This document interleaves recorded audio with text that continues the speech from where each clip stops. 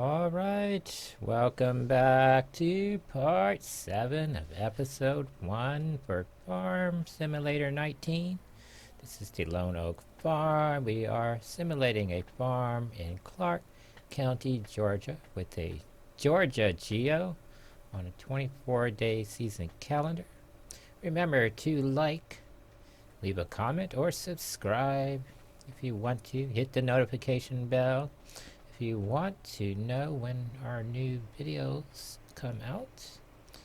The following video was produced using Cyberlink Power Director 14. Anyway, let's get started. When we last left off, we had just got done fertilizing one of the fields. We were putting all the tractors away and cleaning everything up for the next day is what we were doing. It's 18:30. We still have to finish riding the horses, and that's pretty much what we did the rest of the night.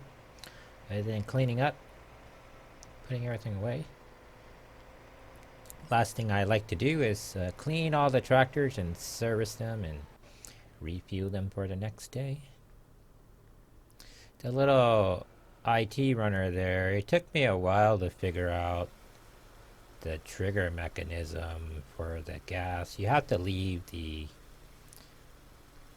door open on that if you drop it or leave it in the truck, and then other vehicles can drive up and refuel.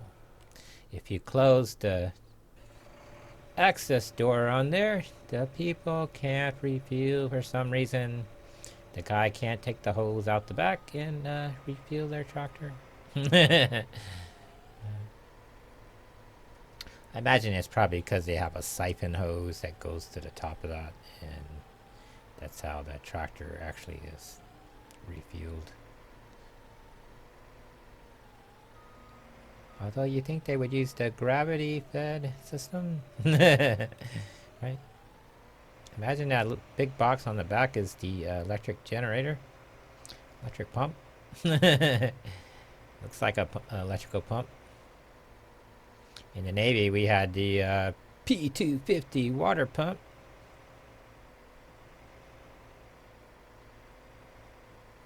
JP5 pump. All your generators, they're not electrical. In the Navy, they, at least when I was in, they ran on JP5.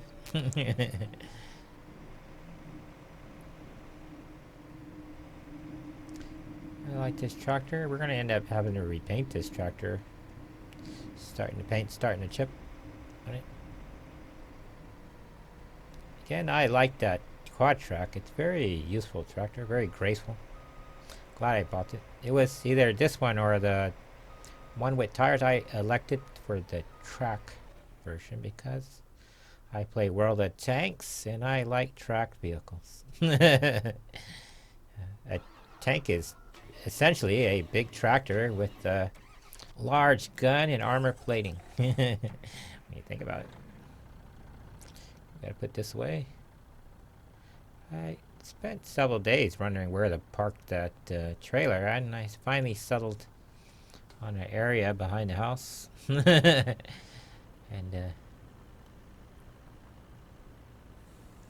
this particular day, I was thinking just leave it near the cow area because that's probably who's gonna need it. Mainly the pigs are gonna start growing, multiplying.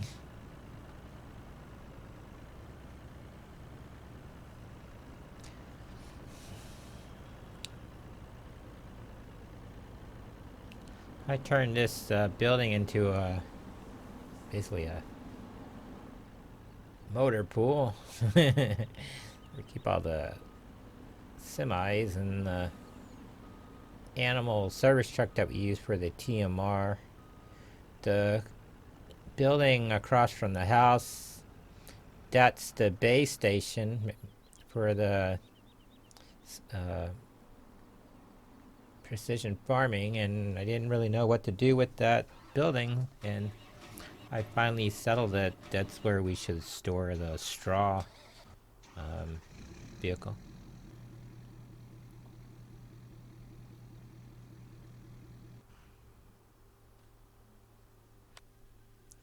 here we go. We're gonna. I think we've got 2 of the horses. Where's one? Yeah, 2 of the horses. We need to ride 3 of these, and we got to do it before the sun sets. So we got our work cut out, and you have to ride a horse 15 minutes. So I'm gonna be spending the next 45 minutes riding these 3 horses. It's a lot of fun. I kind of like it because it breaks up your day and gives you something to do that's kind of enjoyable, and at the same time it's different than plowing a tractor. And I like it in that when you're riding around on the horse, you're low to the ground and you can see the contours of the ground a lot better than you do when you're in the tractor. Tractors sit pretty high and you can somewhat see the contours, but I think you get a better perspective from the horse, or if you're walking around on foot. So we're gonna go through here, and I think we did a couple laps when I decided to. Well, there is enough sunlight. I love this building. I think it's awesome that we built it, and we spent a lot of money building it, but I prefer to ride the horses in the open, as I said before. And this is fun. I think the way this whole facility is laid out is the one open area is you get the horse used to that big open area so you don't end up running in the walls and obstacles, and then once you're skilled enough to ride in that, then you come into this building, which is about the same inside perimeter, and then you can do figure eights, getting used to riding at, you start slow till you get comfortable, and then you start speeding up and slowing down, speeding up and slowing down, and then jumping and then turning with the horse. And then once you get that down, then you graduate over to the big course. And I think that other area there next to the larger obstacle course is just a barn where you would store the horses at night. Looks like it's a big open building that you can just pretty much ride the horse, but it's kind of tiny. And I think that little circle building is when the horse is young. I think they use that to train the horses, to get them to used to exercising, because that's what it looks like it's big enough for. I tried to run in there with a full-size horse and it was kind of tiny. You just go in circles in a dizzy kind of way. I tried to ride in here to demonstrate it. Yeah, but I think it is an inside. The way it looks, it's got the same perimeters. The beams are set the same as that big outside course. So yeah, it's just, I guess it gives you a variety. It's still kind of small.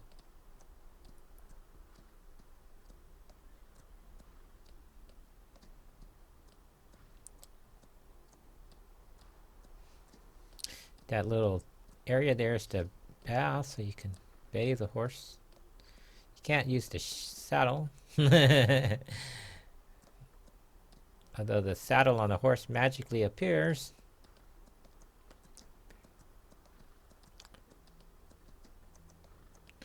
So I decided to ride the horse to give a sense that this is why we built this area, so if the sun is setting, you don't really want to go far, you can just do laps around here. And remember, the speed doesn't matter, you still have to ride the horse 15 minutes, which gives you about 300% at the least. Anything over 300, and then that gets your fitness up for the horse really quickly. But since I figured we were doing a lot of laps, I let the horse just run.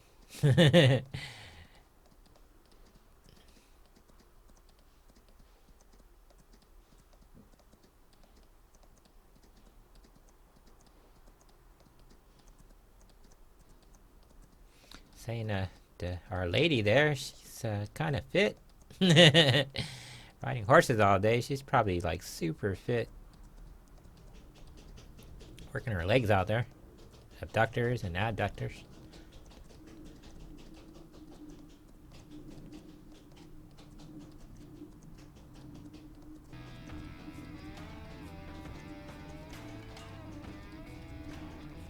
Our horse has a radio on him.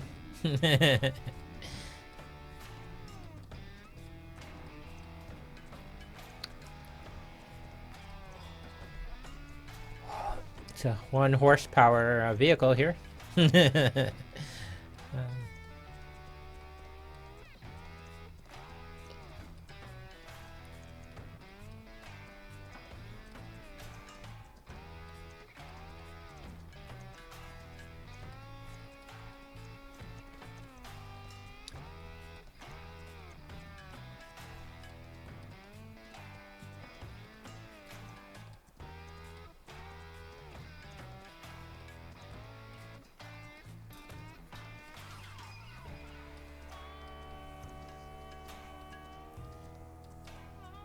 Yeah, we don't have to ride in the dirt area. You can ride on the grass, but I'm kind of using it as our own racetrack.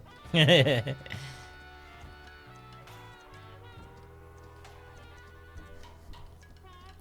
grass grew really quickly. I planted it, and like within 24 hours, the grass was growing. So the seeds in this town are pretty good. Pretty good.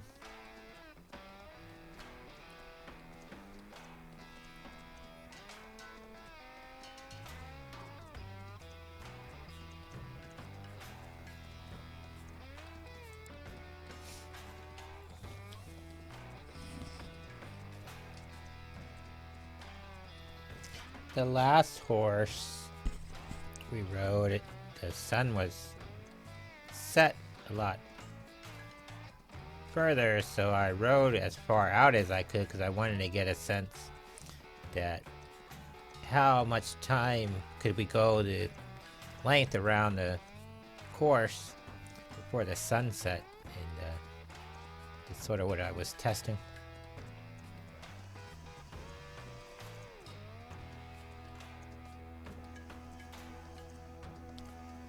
I think as the years go on, as I'm training the horses every day, I'll get a better sense of how much time I have every day with the sunset. Now in the summertime, the days are longer, so they're 2 hours longer, I believe.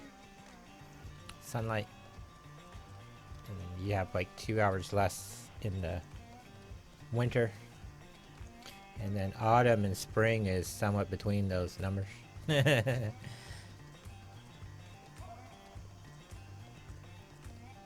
You can see on the little mini map the original field layout and where the new field is laid out. How far over we extended that road.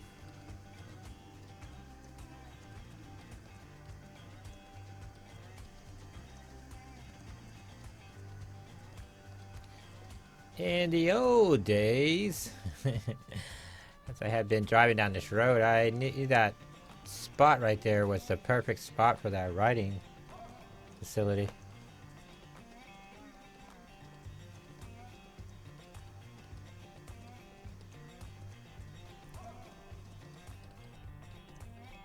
I feel our contractors did a really good job with the construction.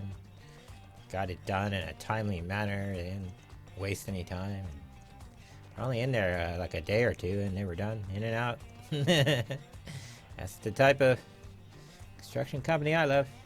In the fan fiction, Gus' brother owns a construction company. He's the one that does all the construction on the farm.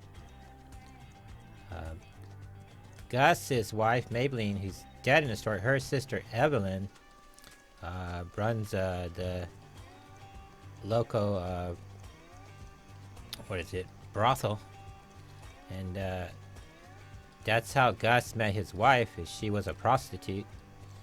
And if you ever saw the movie with John Wayne, North to Alaska, that's what the movie was about.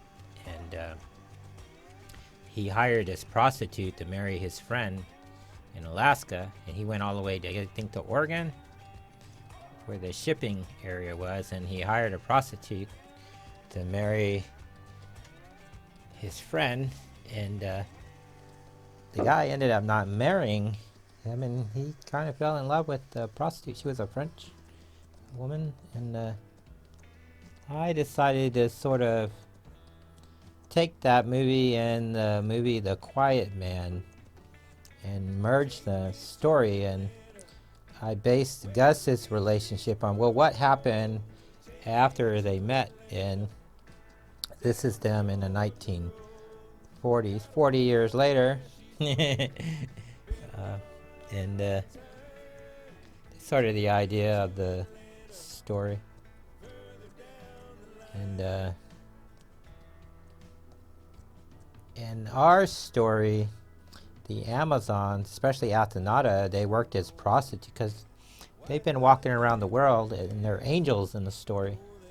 And one of the things they do is it follows the women's movement throughout history. A lot of the professions they had were prostitutes, and a lot of women, even going back to old Europe, the only way they could get an education, college education, was to be a prostitute. Because in some countries it was outlawed, but if you were a prostitute, you were allowed to go to college. If you ever read the book about Veronica, what's her name?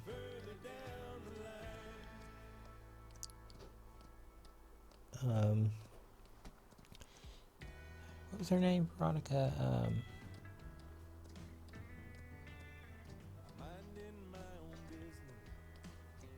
Anyway, she lived in Venice in the 15th century, I believe, and that's how she ended up getting a college education. And in the 19th century United States, where Hippolyta is traveling around as an anthropologist, she's actually a U.S. Marshal, undercover for the president, and she writes back reports on health conditions because she's really a doctor in the story. But in the 19th century, women couldn't get a medical license, and she was one of only 2 women in the U.S. that ended up getting a medical license. And in Hippolyta's case, because she's a fictional character, she helped the Wayne family in the 1850s, and the, what's his name, Solomon Wayne, he ended up getting her a medical license because she had helped him, nursed him back to care, and in return he helped her get a medical license. And in the 19th century in the United States, I think if you follow the show Dr. Quinn, Medicine Woman, she was following the story of the actual woman. Was like only one woman in the U.S. had a medical license in the 19th century, and that's sort of what the genesis of that story was. But in terms of the brothel and tying it to our North to Alaska story, Evelyn, who's Maybelline's, Evelyn, who's Maybelline's sister, that's their family business. So when Gus married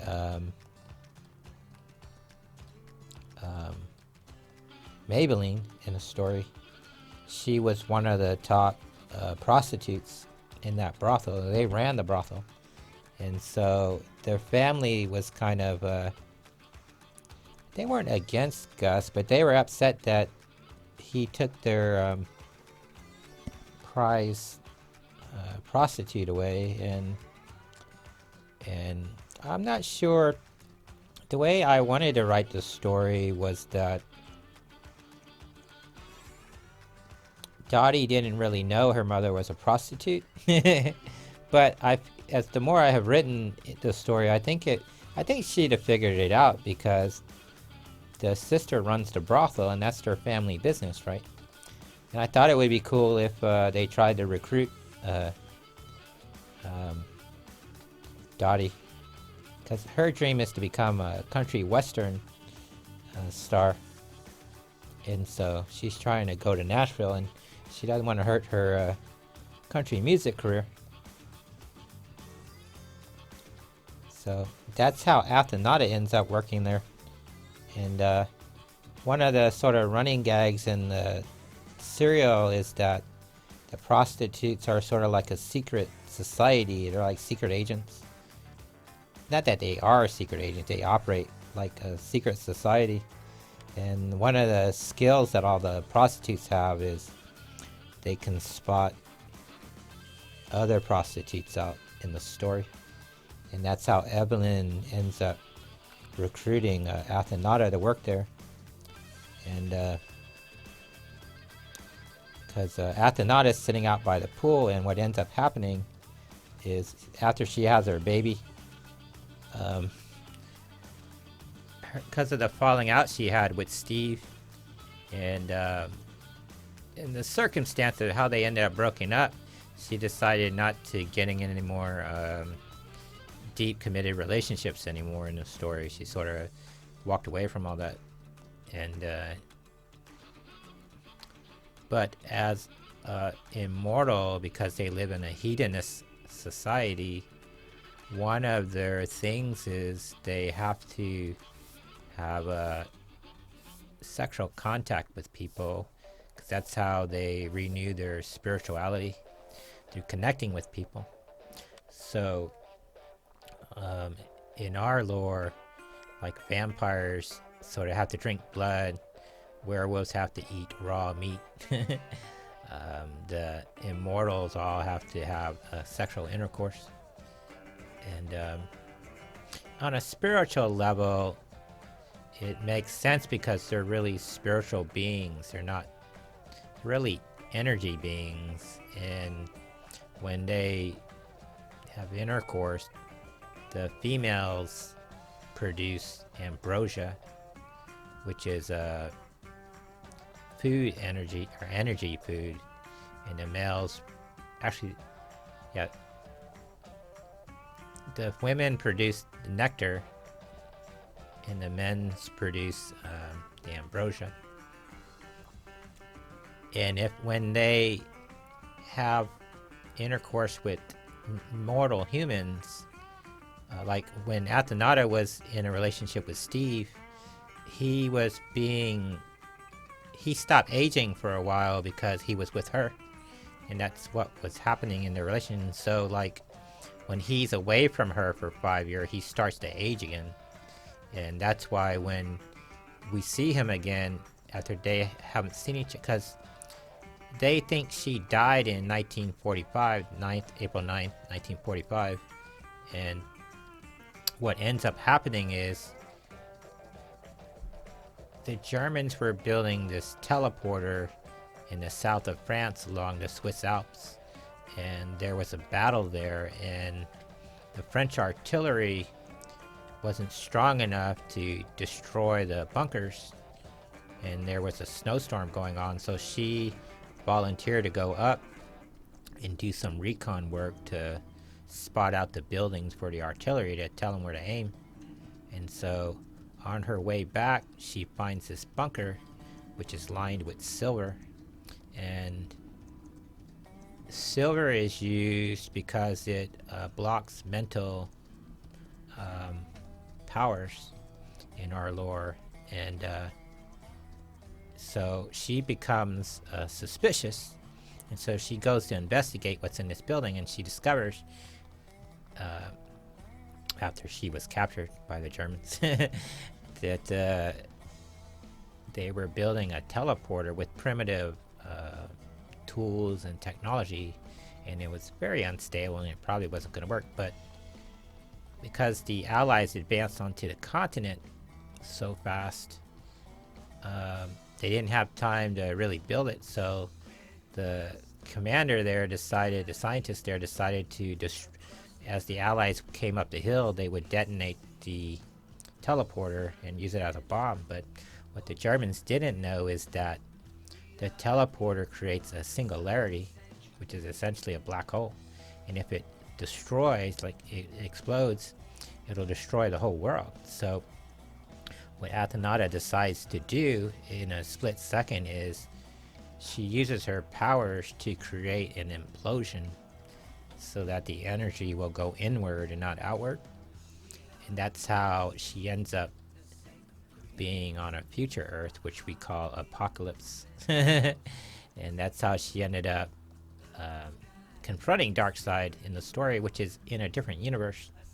And because she went to a different universe, when the other people go into that bunker, they think she died, because not even Athena or the other Titans can sense her anymore, right? Because they're inside the ninth universe.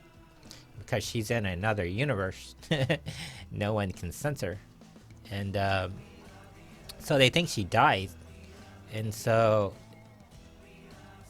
for Athenata, she goes away for 30 days in the story, and then she comes back to the Earth. But for everybody else, because of the parallax effect, it's 5 years later in the story.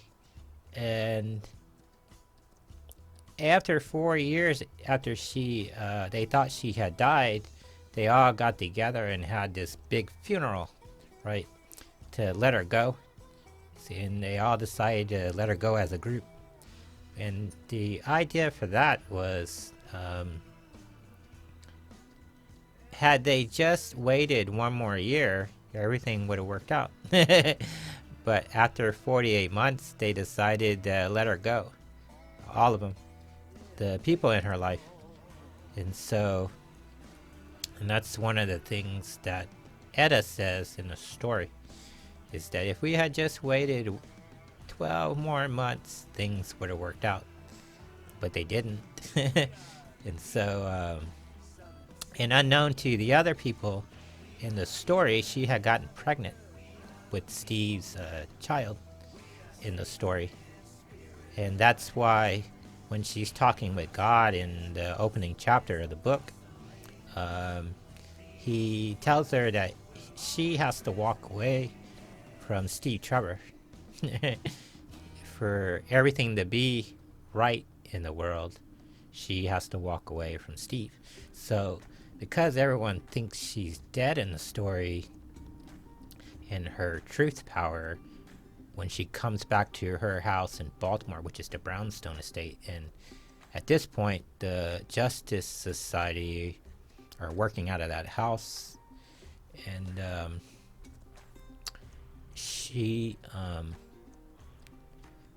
through her truth power decides to, she lives everyone's life through her powers, and she sees what they all did in the last 5 years. And so 5 years, and so she decided to move on in the story. So she goes off to Athens, Georgia, where she lands in the very beginning of the book, to raise her daughter, which in the story, because she was talking with God, who's her father in the story, and with her truth power, when they hug, she accidentally learns when her daughter's gonna die, and how she dies and when she dies, and she has to live with that for 27 years, and that kind of affects her in a deep way in the story, which is kind of sad. But one of the things that all the immortals have to live with in the story is that dealing with people dying, because they're immortal and don't die. So it's very difficult for them, and that's one of the things that she had to learn in the story. And because with her, and this is what she ends up talking with God with in the story, she had the power to change her destiny. Like, she could have changed her fate if she had wanted to, But to do that would have changed everybody else's fate, right? So she didn't want to do that. And so she decided to go off to Athens, Georgia to raise her daughter. And that's why she ends up going by her name Athenata again, and she names her daughter Diana in the story. And that's why the book is called The Story of Diana. And it goes through the first 5 years of the daughter's life. From the time she was born and then to the time. The way the book ends is on Christmas, because she's born on Christmas. And that's when she meets her father in the story, Steve.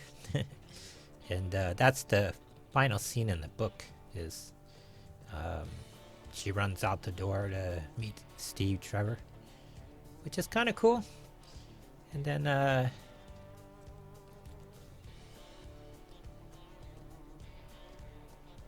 kind of lost my train of thought. But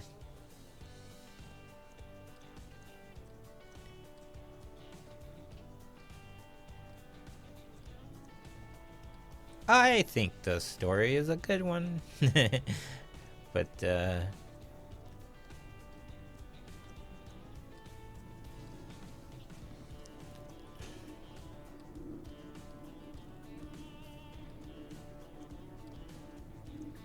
as far as the Wayne family, they're heavily in the, I call the first stage, the 1940 story, and then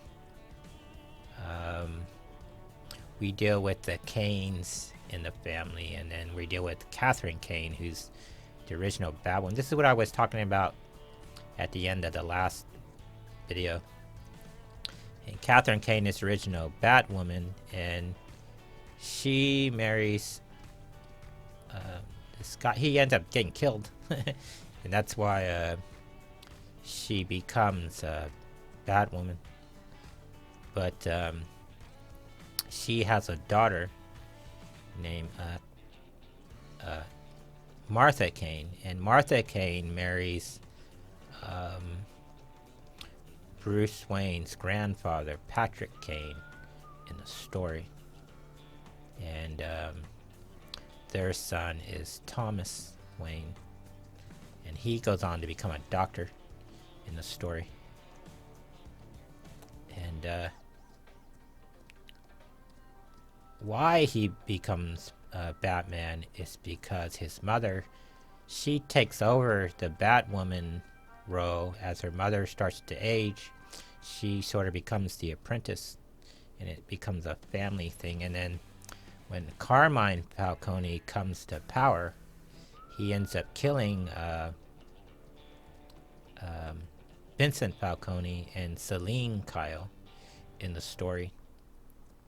And that's why Martha Kane and Thomas Wayne end up dying, is because they're connected to the Falcones. And when Carmine Falcone comes in, he tries to erase all that to become the crime lord of Gotham County there. And he takes over his father's criminal empire. And I thought it would be better if the reason he becomes Batman in the story is because of his mother and not the father. And I working on another book called My Bruce, and this is our take on how Bruce Wayne becomes Batman in the story, where his parents are killed in 1988. He's 8 years old, and the Ultra Ares, Athenata, and Hippolyta are long friends of the Waynes, and Alfred ends up calling Athenata to the hospital, and she tells Bruce Wayne, that's how they meet. He's a little kid. and she becomes his surrogate mother, and Alfred basically becomes the surrogate father, and that's how he ends up with the Amazon education, because the immortals, their society lives in a very technologically advanced society, which is billions of years, 14 billion years ahead of where humans, modern humans in 1970 are. And it's like Star Wars, basically society, and and that's how he ends up with such an advanced education. And in our backstory, Kal-El comes to the Earth in 1989, which is a year after Bruce Wayne's parents are killed. And in the story up to that point, all the angels are female, they're Amazons. And Superman is basically the first male angel in the story, and his mentor ends up being Athenata. And in the long story, that's sort of what God is telling Athenata in 1950, is that she doesn't realize it yet, but her importance in the lore is she essentially becomes like the Yoda character, where she trains a lot of people, because in our fan fiction lore, even if you're born a metahuman, you have powers, but you have to be trained by a mentor, sort of like in Star Wars, where you have a Jedi master and a trainer, apprentice. And even with the bad guy, the villains, you have to have an apprentice and a master. And that's how we built the Green Lantern Corps. They're still the different colors, but we made them more grounded in like the galaxy. And then each galaxy had a different lantern. And then in our expanded universe, the way they travel between galaxies is they don't use ships, they use gates. And the immortals are the ones who built all the gates, because they're billions of years old. They're the only ones who could survive the journey. And what we're saying in our story is that even if a human, if they got in a spaceship and traveled to another galaxy, they couldn't go there, because they would die in the journey. The reason why the immortals aren't affected is because they live outside of time, right? They're pure energy beings, and that's why they don't age. That's why they're locked in the age of 25 in their avatars. They can be hurt, they can be damaged, but their spirit is immortal. However, if they lose their body or forms, they have nothing to anchor them to the physical realm. And unknown to Athenata in the story is that she wasn't the first Wonder Woman in the story. She had an older sister named Roxy, and she turned and she caused this war in the heavens, basically. And she was corrupted, and it was because when she was born from Zeus, basically. And in the same way Athenata was born, but Athenata was born from God El, or God, and Athena. But when they made the first attempt to make the Wonder Woman, like Pandora was the first woman in Greek mythology, they tried to make the Wonder Woman angel for the Amazons with Athena, and they used Zeus as the provider, the father, the All-Father, and but Zeus wasn't old enough. He didn't have enough power, and so because of that, that's how she became flawed and corrupted. But she starts this war, and she ends up being defeated. But when she was defeated, because they couldn't kill her because she was immortal, what they did is they separated her body, right, and they destroyed her body. So her spiritual form is trapped now, and it can't come into the physical realm anymore. And but what has happened? She's been entombed in this prison for 3,000 years. And that's why there's this big gap between the time Athenata dies and the time that Athenata is born. But when Athenata goes to this other Earth, that's how she ends up meeting Roxy in that universe. And at that point,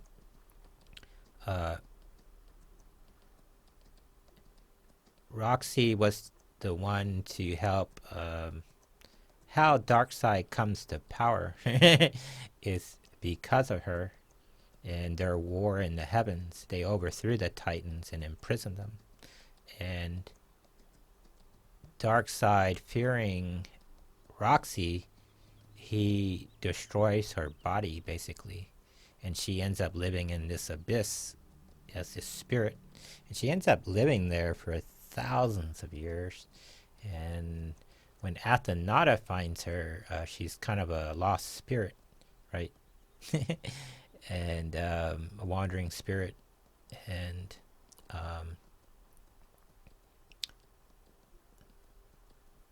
that's... Now, Athenata doesn't really know that she had an older sister because this has been kept a secret from her. And it's hard because she has a truth vision. But it allows the reader to realize that Athenata can be made blind to the truth. And part of it is she has strong feelings for people. Or for her truth vision to work, she has to be able to see the people. Right? So she's blindfolded, like, and she can't see people. She can't use her truth power. She has to be able to see. That's the limitation of her power. She has to be able to see the people that she's focusing on. But if she's not blindfolded, then she can astral project out and live through people's lives because she knows the truth at all times. And it's different than a memory. So like when she lives through people's lives, and the first time we really get to see it in the story is when she lives through Cyrus Gold's life, who becomes Solomon Grundy. She figure, and then later on she merges with Margaret Shaw in the story, which is in book 3 and book 4 of the serial. But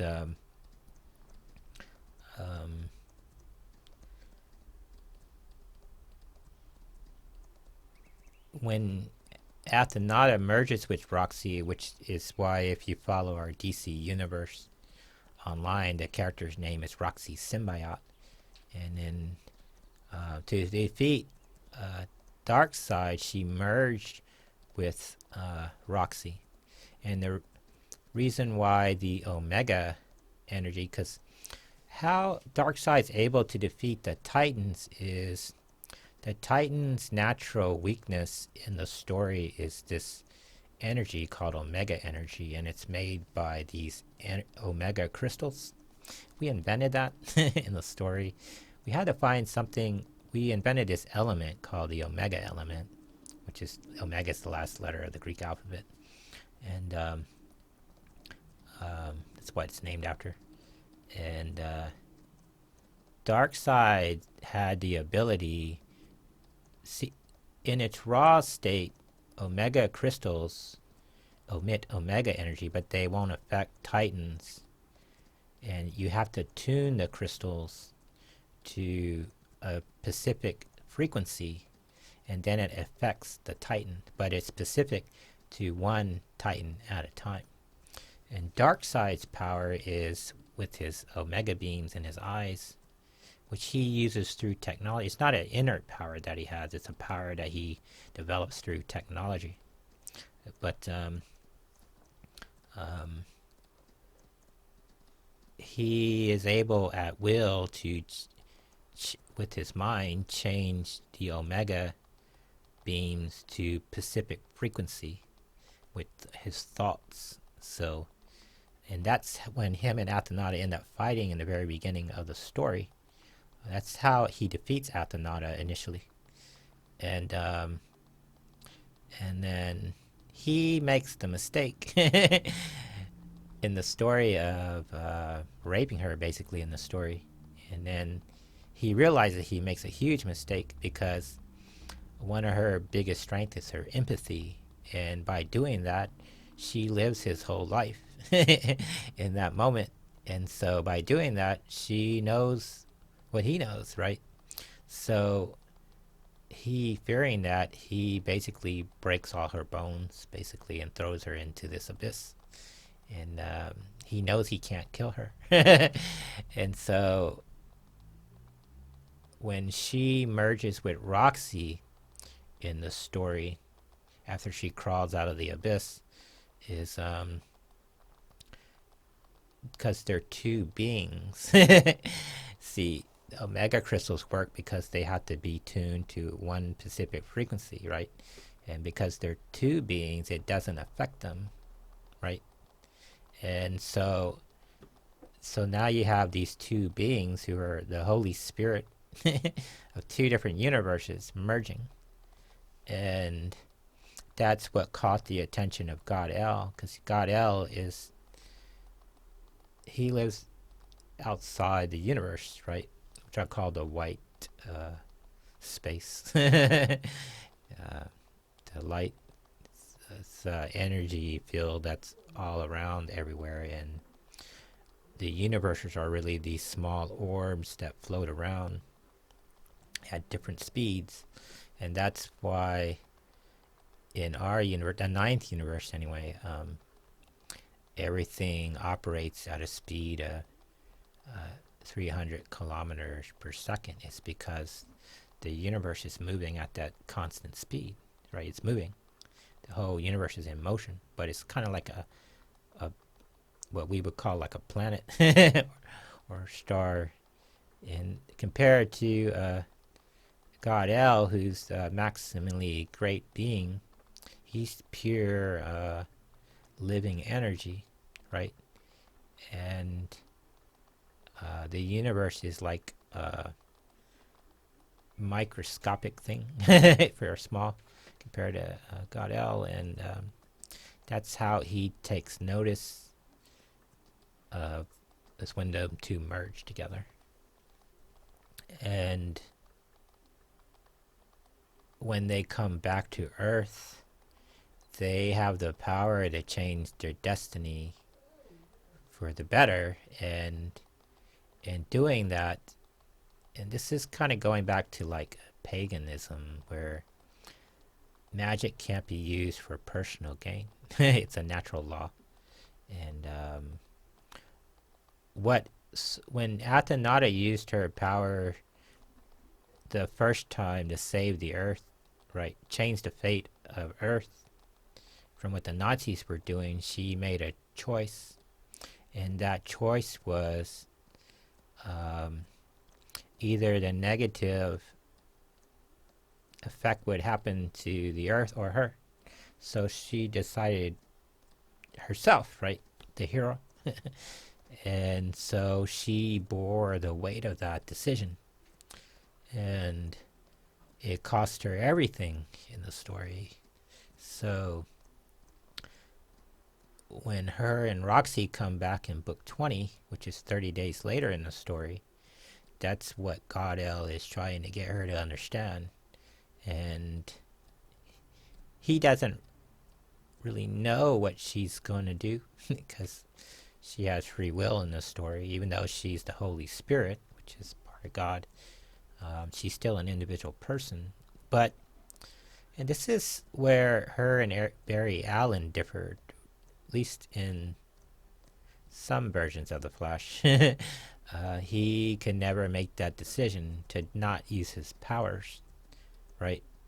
And so when Athenata's faced with this decision in 1950, she decides to go the route to kind of let everything be what it is. She decided to live with her decision. Is what she does, and just kind of be happy with it. And it's kind of like with the Luke Skywalker story, where um, he had a choice to stay on the farm or go, and he chose to stay on the farm. But when he got back to the farm, the universe came calling, so he kind of was thrusted into that whole thing, the will of the force kind of thing, the will of God. And one of the weird things that's going on in our story, sort of a weird relation with God, Athenata and God El, is that despite all the things that she's been through, she always listens to him. And he finds that to be rare, rare. And he even tells her in the story that a lot of people that follow God El in the story, people who have devoted their whole life, have a hard time staying that committed. And he's always tells her in the story that the fact that you've been so loyal, but you're not even a Christian, you're a pagan, right? In the story, it kind of amazing, and that's kind of her character flaw in the story. And this is what her and Hippolyta sort of have a conflict with in the story, is because when Hippolyta finds out that Athenata knows the day her daughter's gonna die, she wants to know why, but Athenata won't tell anybody, and because she knows Diana's very duty-bound person, because she's a Libra in the story, a very duty-bound character, and she kind of just accepts that she can't change it. And people in the story are trying to get her to, like, they think she's just giving up, but she kind of sees the big picture in it all, and that she can't do that. And in the story, that's how she ends up with the power to be able to, I want to say, see dead people or commune with dead people that are walking around the earth. It's because God El gives her that power. When they're talking in chapter 1, she points out that, well, she can't die in the story, and everyone she meets in the story dies. So she points out that she's kind of unique, right? In that, what's the point of doing everything, right? And so when God El sort of realizes that, he gives her the power to commune with the spirits, the people who've passed on. Now, the immortals, or the angelical beings, because they're different planes of existence, and the mortal plane is what they call the zero plane, and they're 6 levels higher and 6 levels lower. The Titans are the only ones that can move between the states, right? And then there's spirits that prevent people from moving between different states. That's how Constantine ends up getting trapped, and Athenata accidentally saves him. When she goes to the 4th universe, or 4th plane of existence, she's going there to find a baby girl who's missing, named Ruby Tuesday, and Constantine was looking for her. John Constantine was looking for her, and he ends up getting trapped by the spirits on the other side, and he can't, basically imprisoned. And when she comes there, she stumbles on her accidentally. And that's how he ends up getting out. And that's how we meet Mr. Mixoplex in the story. And I thought it would be cool, because like Superman always has a terrible relation with Mr. Was it Mixoplex? And I call it Mixoplex. I might be pronouncing it wrong, but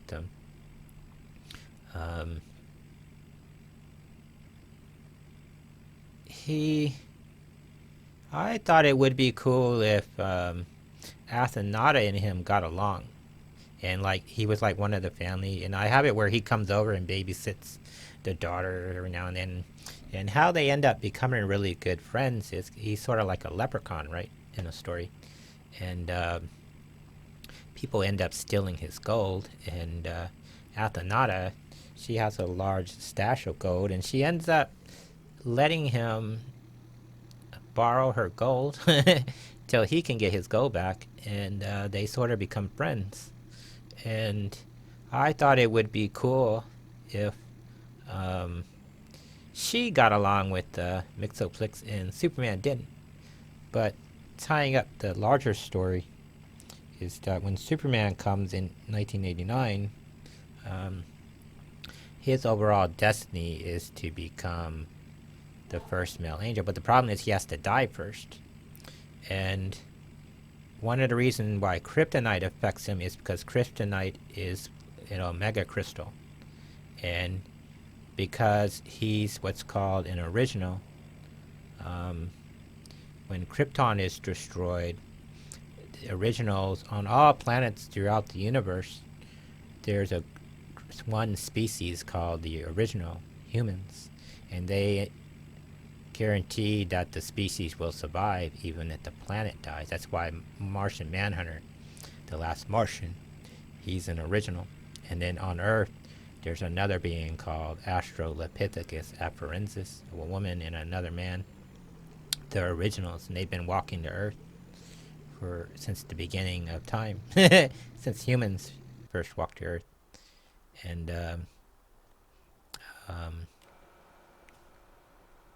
the House of El are originals, and that's why he ends up getting sent to Earth. And kryptonite affects him in its raw state because he's still immortal. And when he dies, the kryptonite has to be tuned to a specific frequency to affect him. And that's why his powers are limited early on in the story. But in the beginning in book 4 of the serial, that's where we meet his grandfather. And I called him George L. after George Reeves, the first actor that played him in the television show. There was another actor that played him before that, but I forget his name. But we made his grandfather George L, and then he's essentially an anthropologist in the story. And he comes to live on Earth in the 1950s. He basically falls in love with Hippolyta. And through Hippolyta, that's how I was going to go 2 different ways with the story, and I haven't settled on one way. And I kind of like the idea that the species lost their ability to sort of reproduce. And when he meets Hippolyta, they fall in love, and they're able... She sort of restores that for them. And that's how they're able to have another child. And I thought it would be cool. And then 3 generations later, that's why they send Kal-El to Smallville. And in our lore, Smallville, which I made a farm of, the Kent farm is located in Tennessee, along the Stone Mountain. And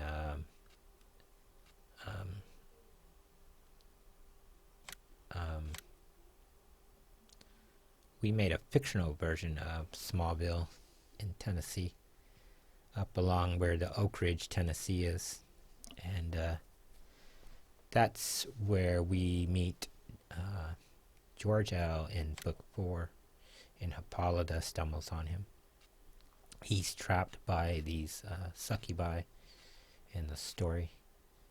And then in our story, all the immortals have a weakness to intercourse or sex. And I think it makes sense on a biological level if they're invincible or somehow Can't be done. Oh, that's the end. We always get to the exciting part of the stories and the thing ends. Anyway, thanks to our Patreon contributor, SHJ. He's been a donator for 6 months already. Anyway, thanks you for joining and see you in the next part.